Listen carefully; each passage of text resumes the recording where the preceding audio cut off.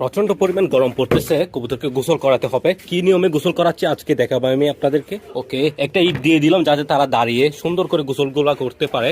আর দেখতে পাচ্ছেন সকল কবুতর কিন্তু এসে যাচ্ছে, গোসল করবে তারা, সেই জন্য এই যে দেখতে পাচ্ছেন এটা কিন্তু উঠে যাওয়ার চেষ্টা করতেছে, ওখানে পানি আছে কিনা দেখতেছে। গাইস দেখতে পাচ্ছেন আমাকে একটু করে সময় দিচ্ছে না তারা। এই সর সর, এই। সো গাইস এখানে পানিতে একটু করে ডেটলের পানি, ডেটল অথবা স্যাভলন যেগুলা জীবাণু ধ্বংস করে ওই রকম লিকুইড আছে, আপনারা মিক্স করে দিবেন। 1 ফোঁটা 2 ফোঁটা, বেশি না, সামান্য করে মিক্স করে দিবেন জাস্ট। দেখেন অবস্থা দেখেন। ও মাশাআল্লাহ মাশাআল্লাহ।